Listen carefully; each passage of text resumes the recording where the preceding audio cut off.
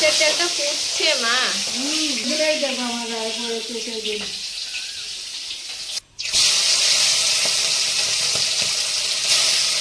কি কি আছে এখানে? টমেটো আর শুধু টমেটো। আচ্ছা, মাছ চচ্চড়ি করবো সেই জন্য টমেটো পেস্ট করে নিলাম। এখন পেঁয়াজটা পেস্ট করে নেব। সবকিছু রেডি আছে। এটা আরেকটার জন্য সারপ্রাইজ। এখন পেঁয়াজ পেস্ট করব আর আদা, পেঁয়াজ আর আদা একসঙ্গে পেস্ট করে নেব।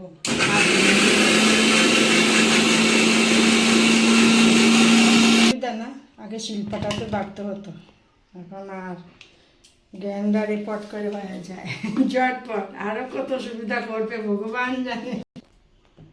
পেঁয়াজ পেস্ট হয়ে গেছে, এখন মাছ চচ্চড়ি বসিয়ে দেবো।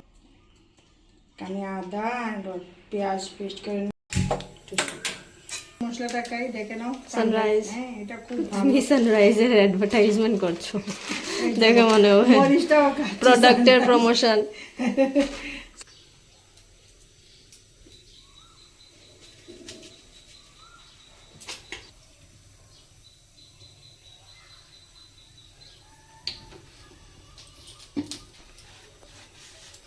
মাছগুলো মাখা হয়ে যাচ্ছে।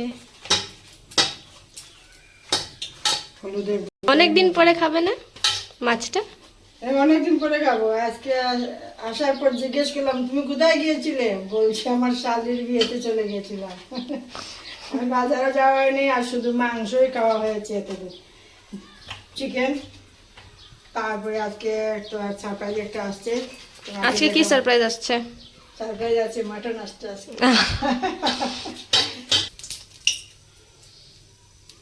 তেল গরম হয়ে গেছে, প্রথমে মাছের তেলটা ভাজা করে নেব। ভাজা করে নিতে কীভাবে জানো? মাছের তেলটা ফুটছে মা। ফুটছে, আবার ফুটছে। যদি গায়ে পড়ে তাহলে শেষ। গায়ে পড়ছে তো, সেদিনই দেখো আমার গায়ে পড়েছে সেদিন। এটা এভাবে নাড়াচাড়া করে নিতে হবে জানো। কড়াইতে মাছ দেওয়ার করে মাছ ভাজা করবো তো ভাঙবে না, আস্তে আস্তে চলে যাবে।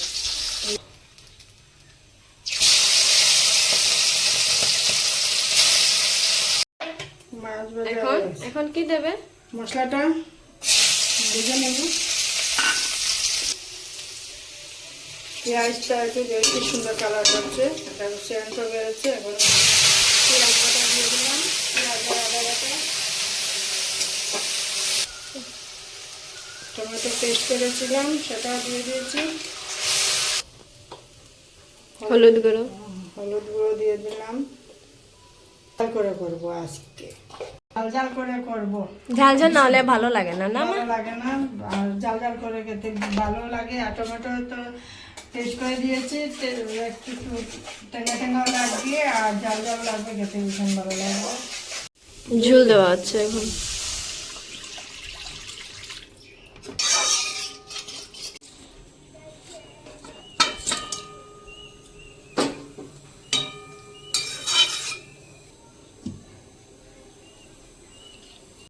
কি করবে? গার্নিশ।